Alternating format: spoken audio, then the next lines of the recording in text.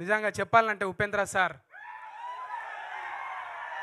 బచ్చగలం అబ్బా, 10th పోరగాలం. Sir cinema చూస్తే అరే